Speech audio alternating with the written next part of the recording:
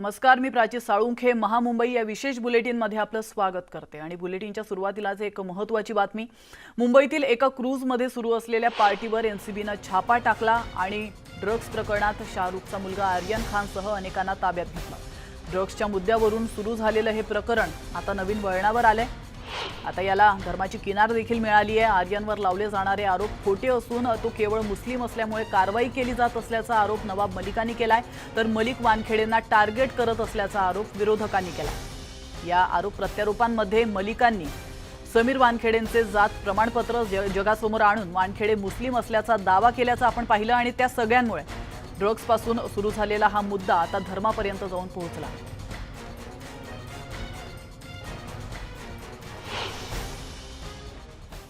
मी धर्माच्या बाबतीत कुणाचा धर्म काढत नाही। माझा लढा हा एका मागासवर्गीयाचा अधिकार हुसकून बोगस कागदाच्या आधारावर त्याचा अधिकार त्यांनी स्वतःसाठी घेतलेला हा लढा माझा आहे। मी कुणाच्या बहिणीचा, पत्नी, वडिलांच्या बाबतीत द्वेष ठेवून मी काही बोलत नाही। पण या सगळ्या ज्या फर्जीवाडा आहे याच्यात सगळ्यांच्या कागद, त्यांचे सगळे विषय आणल्याशिवाय हे सिद्ध होणार नाही। ते सांगताय मी कधी धर्म परिवर्तन केलं नाही। मग जे मी बर्थ सर्टिफिकेट सादर केलेलं आहे ते बर्थ सर्टिफिकेट खोटं आहे लोक सांगताय। तर खरं बर्थ सर्टिफिकेट खोटं आहे तुम्ही आणा आणि तुम्ही सांगा की बाबा हे खोटं आहे आणि खरं हे आहे। तो इनकी रिसर्च टीम फैंटास्टिक रिसर्च करके वो जब लिखते हैं तो उन्होंने और फैंटास्टिक रिसर्च करके वो फाइंड आउट करना चाहिए कि उनका ऑनलाइन सर्टिफिकेट, हमने तो पेश किया ना ऑनलाइन सर्टिफिकेट, उनका जो भी रियल बर्थ सर्टिफिकेट है मेरे फादर इन लॉ दिखा चुके हैं। तो इससे ज्यादा और हम बार बार क्या प्रूव करते रहे, बार बार कितनी बार हम लोग चिल्ला चिल्ला के बोले, क्योंकि हम तंग आ चुके हैं, हम लोग तंग आ चुके हैं रोज रोज एक एक प्रूफ देते हुए, जबकि मेरा पति झूठा नहीं है। तो क्यों हम लोग सहन करें? We are not going to take this. कि जो व्यक्ति फर्जी बर्थ सर्टिफिकेट बनाकर फर्जी कागजों के आधार पर शेड्यूल कास्ट की कैटेगरी में नौकरी हासिल करता है, कहीं ना कहीं एक दलित शेड्यूल कास्ट जो देश के किसी गांव में झोपड़ी में हो सकता है कि दिए के नीचे पढ़ रहा होगा, कोई स्ट्रीट लाइट के नीचे तैयारी कर रहा होगा, इस फर्जी सर्टिफिकेट के कारण उसका अधिकार छीना गया। इस लड़ाई को हम आगे बढ़ाने का काम कर रहे हैं। नहीं, मुझे ऐसा लगता है ये सारे झूठे सारे फॉल्स क्लेम्स हैं, क्योंकि अगर इसके ऊपर उनके पास कोई भी प्रूफ होगा तो आई एम श्योर वो कोर्ट में पेश करेंगे और इसके ऊपर तभी न्याय हो पाएगा। हम ऐसे ट्विटरबाजी करके कुछ नहीं पा सकते, बिकॉज ट्विटर पे कोई भी कुछ भी उठ के लिख सकता है। मैं भी कुछ भी लिखूं किसके बारे में, लेकिन ये सच नहीं हो जाता। दरम्यान समीर वानखेडे यांच्या जातीचा उल्लेख करून नवाब मलिक यांनी अपमान केलाय। आम्ही समीर वानखेडे यांच्या पाठीशी असून महाविकास आघाडीने हे राजकारण थांबवावं असं आठवले म्हणाले। मला असं वाटतं की समीर वानखेडे हे दलित आहेत, मागासवर्गीय आहेत, त्यांचे वडिलांचं नाव ज्ञानेश्वर आहे, त्यांचं नाव दाऊद अजिबात नाही आणि समीर वानखेडेला बदनाम करण्याचा प्रयत्न जो आहे हा माननीय नवाब मलिक यांच्या मार्फत होत आहे। त्यांनी केलेली कारवाई योग्य आहे आणि त्यांच्यावर जे आरोप करण्यात आलेले आहेत तेवढ्या उशिरा का आरोप करण्यात आले, हा दलितावर अन्याय होतोय म्हणून आम्ही त्यांच्या पाठीशी उभी आहोत, म्हणजे त्यांच्या पाठीशी उभी आहोत आणि त्यांच्यावर जे आरोप झालेले त्याची चौकशी व्हावी आणि निपक्षपाती चौकशी व्हावी असं आमचं म्हणणं आहे। तर समीर वानखेडेंवर आरोप असतानाच आता वानखेडेंच्या अडचणी आणखीन वाढण्याची शक्यता आहे, कारण एनसीबीचं दक्षता पथक उद्या मुंबईमध्ये पोहोचणार आहे। 5 जणांची ही टीम असेल जी उद्या मुंबईमध्ये येणार असून मुख्य दक्षता अधिकारी ज्ञानेश्वर सिंग स्वतः मुंबईत येणार आहेत। हे पथक समीर वानखेडे यांची सोशल मीडियावरील प्रतिज्ञापत्रांसंदर्भातील तपासणी करणार आहे। त्याचप्रमाणे साक्षीदार साईल प्रभाकर याचीही चौकशी केली जाणार आहे।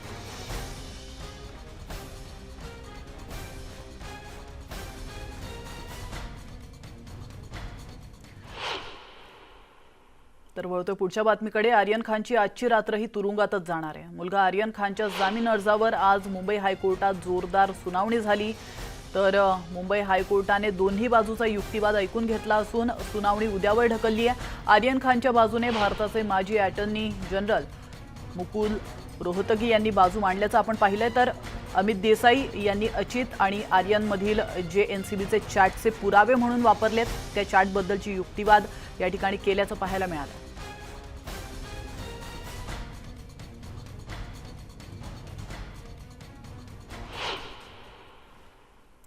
तर आज कोर्टात नेमकं काय घडलंय त्यावरही आपण एक नजर टाकूयात.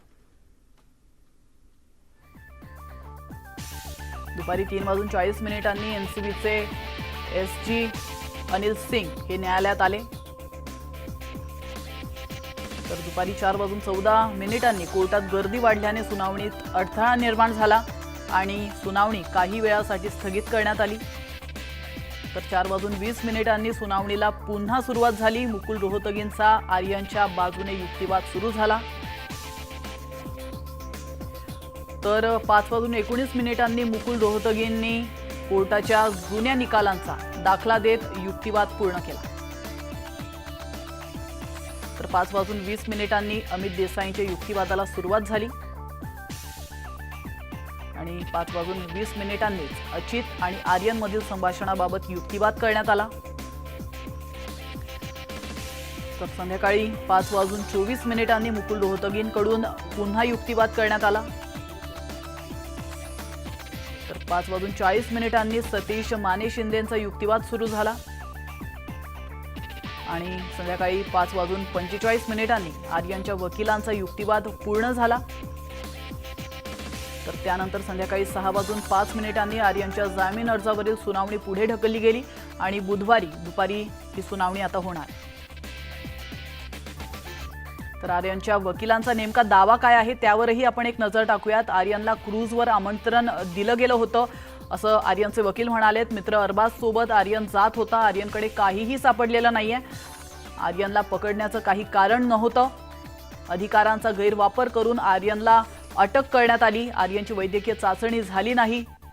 त्याचप्रमाणे अंमली पदार्थांशी संबंध असल्याचा पुरावाही नाही असं वकिलांनी म्हटलंय. आणि मित्राच्या बुटात काही सापडल्यास जबाबदार आर्यन कसा, असा महत्त्वाचा युक्तिवाद यावेळी रोहतगी यांनी केलाय. तर चॅटमधून काहीही सिद्ध होत नाही.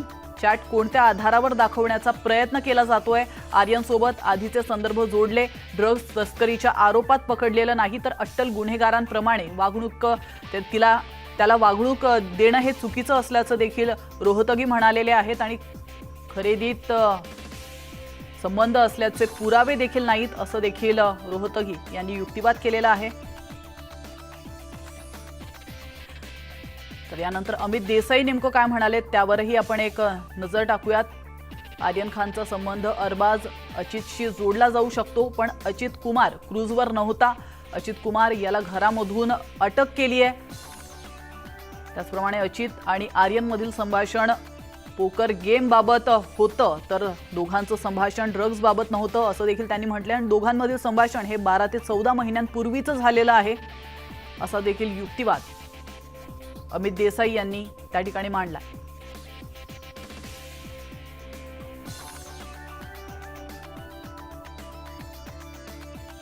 आमचं नेमकं म्हणणं असं आहे का त्याला हे जे त्याचं बेल ॲप्लिकेशन एवढं लवकर सर्क्युलेशन देऊन ऐकण्यात जे कोर्टाने संधी दिलेली आहे, इतर जे आरोपी आहेत ज्यांची बेल ॲप्लिकेशन पेंडिंग आहेत त्यांना सर्क्युलेशन देऊन त्यांनाही तशी म्हणजे हे देण्यात यावी फॅसिलिटी का त्यांचंही ऐकण्यात यावं. सध्या आता आमचं आर्ग्युमेंट पेंडिंग आहे, कारण जोपर्यंत आरोपीचे आर्ग्युमेंट्स होत नाही तोपर्यंत आमचं ऐकलं जाणार नाही.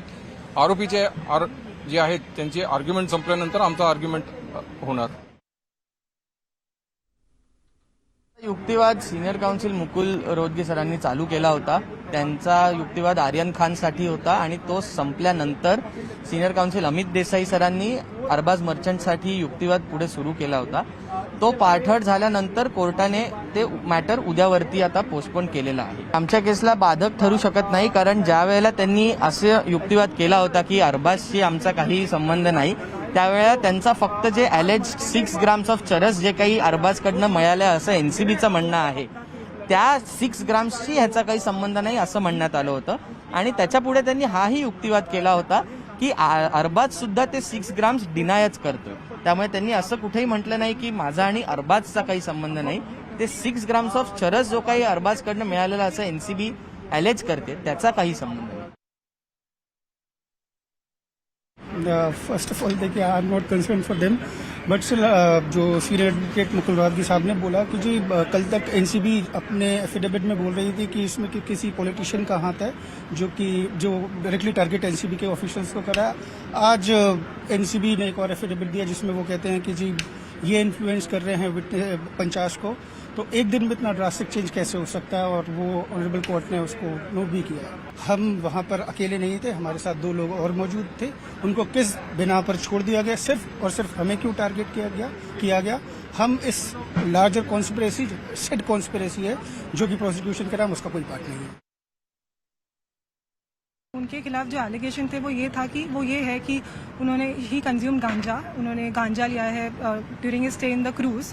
वो क्रूज जब वापस लौटी तब वो अरेस्ट हुए 4 अक्टूबर को, और इनके खिलाफ बस यही कंजम्पशन का एलिगेशन था. तो मैंने अपने आर्ग्यूमेंट्स में यही बताया कि how consumption medical test has to be conducted to prove consumption. जब इनका कोई मेडिकल टेस्ट ही नहीं कराया गया तो हाउ इज कंजम्पशन प्रूव्ड, और फिर इनके पास से कोई रिकवरी हुई नहीं है, तो consumption is again out of the question.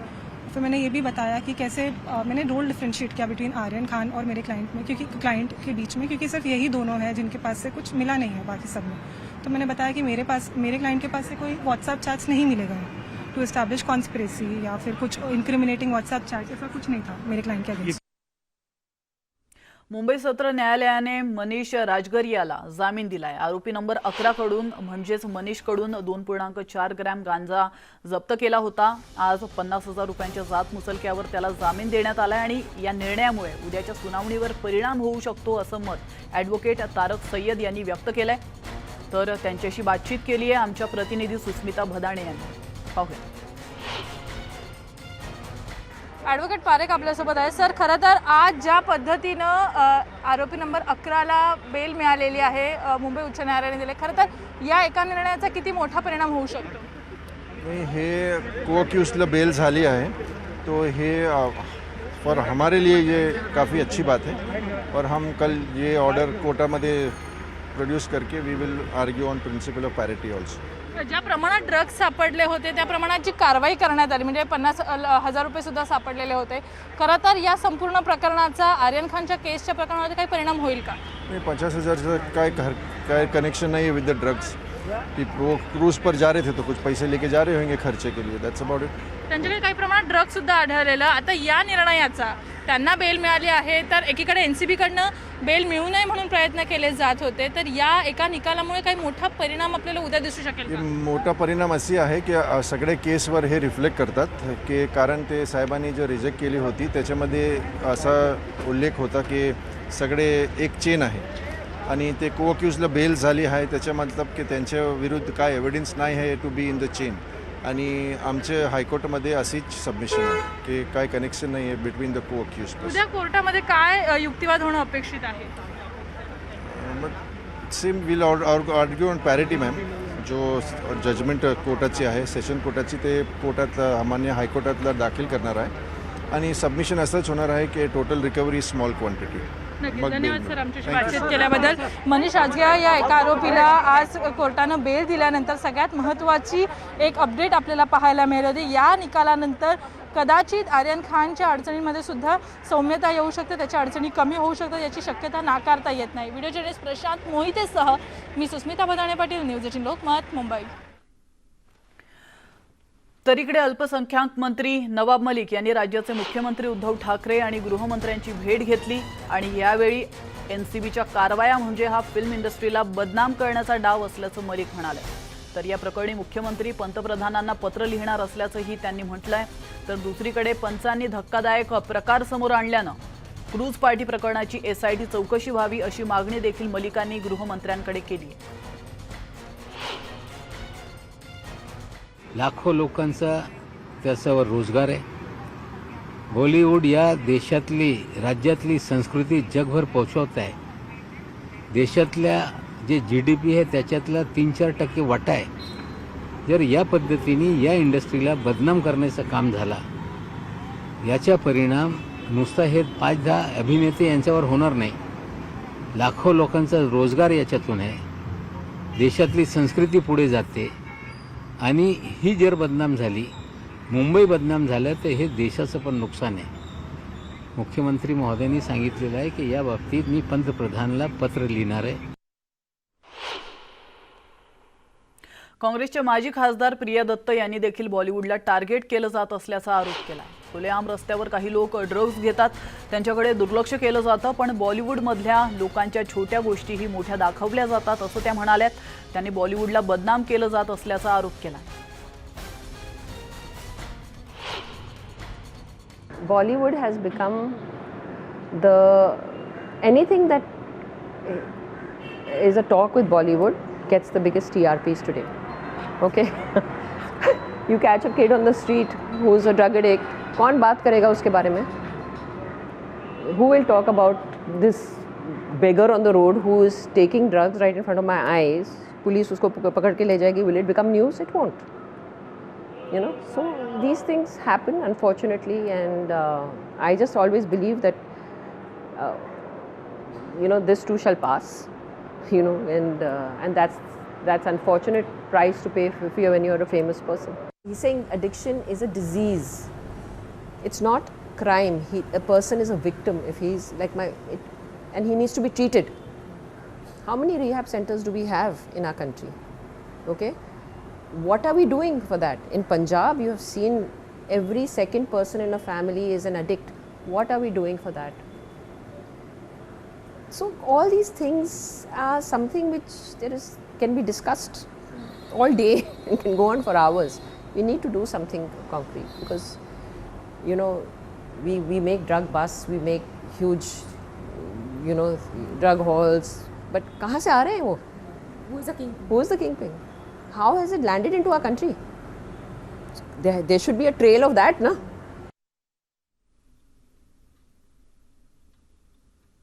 अरे you fall now. विजिलेंस की टीम आ रही है कल इस पूरे मामले में इंक्वायरी करने के लिए. कुछ नहीं. Sir, what are you expecting at tomorrow's meeting as well, sir? What do you expect from me? Nothing. Thank you very much, sir. Sir, inquiry के ऊपर क्या कहेंगे sir? It's good. It's really good. चलो, thank you. People. थांब. Really good बोला. हाँ. Inquiry के लिए it's good बोला.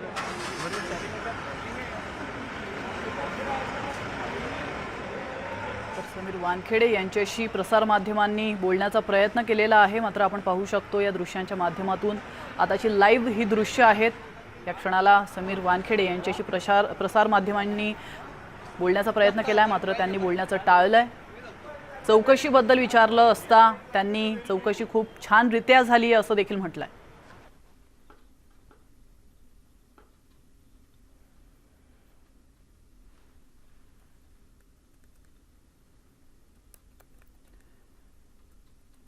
लौट चुके हैं, इनसे हम सीधे बात करके सर आपके खिलाफ इंक्वायरी शुरू कर दी गई है. आप इसमें क्या कहेंगे? सर नवाब मलिक का आरोप है कि सर आप फोन टैपिंग करते थे. You are what questions you are asking? Sir दिल्लीमध्ये आज काय नेमकं चर्चा झाली? अरे you fall now. Sir vigilance की टीम आ रही है कल इस पूरे मामले में इंक्वायरी करने के लिए. कुछ नहीं. Sir, what are you expecting at tomorrow's meeting as well, sir? What do you expect from me? Nothing. Thank you very much, sir. Sir inquiry के ऊपर क्या कहेंगे सर?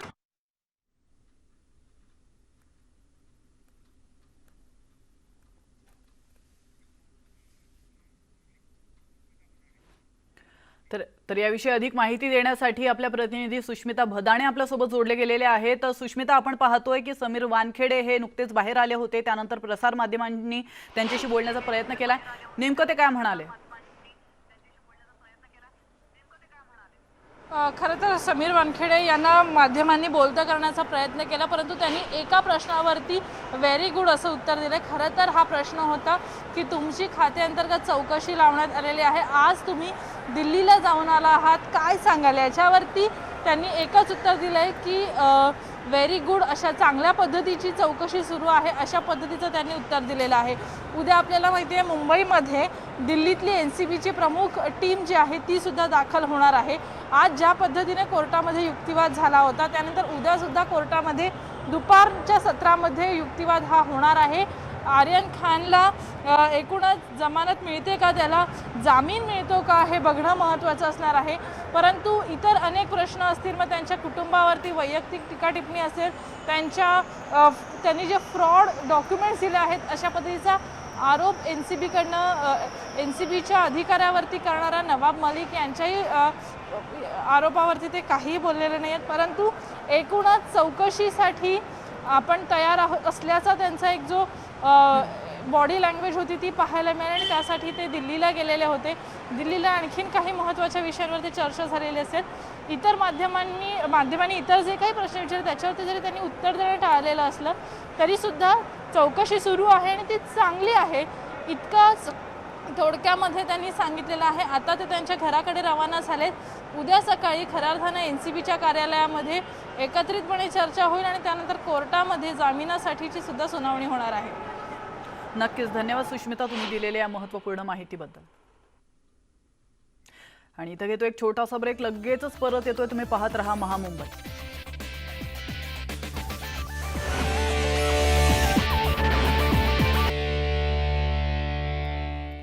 ब्रेकनंतर महामुंबई या विशेष बुलेटिनमध्ये पुन्हा एकदा आपलं स्वागत आहे.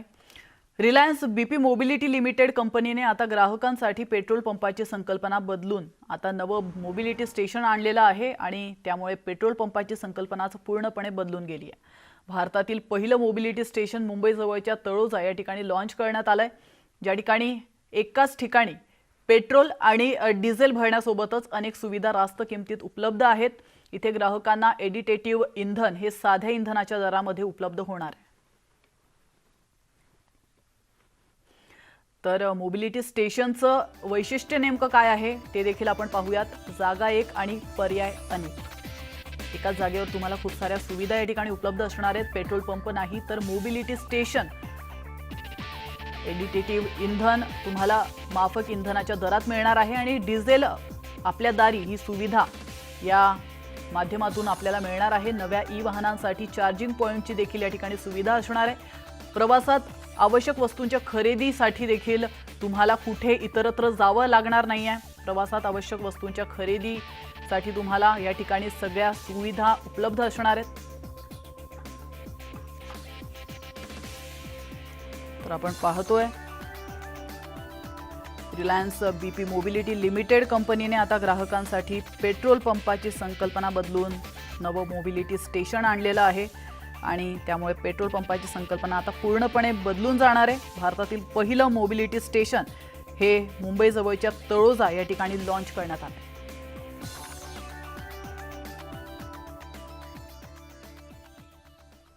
आणि आता वेळ झाली आहे न्यूज 18 लोकमतच्या आजच्या प्रश्नाच्या निकालाची. आम्ही कू ॲपवर IPL मध्ये 2 नव्या संघांच्या समावेशामुळे चुरस आणखी वाढेल का हा प्रश्न विचारला होता, ज्यात 81% लोकांनी हो म्हणत चुरस वाढणार असल्याचं म्हटलंय, तर 19% लोकांनी नाही असं उत्तर देत चुरस वाढणार नाही असं मत नोंदवलं. आणि यासोबतच महामुंबई या विशेष बुलेटिनमध्ये वेळ झाली इथंच थांबण्याची. मात्र तुम्ही कुठेच जाऊ नका, पाहत रहा न्यूज 18 लोकमत.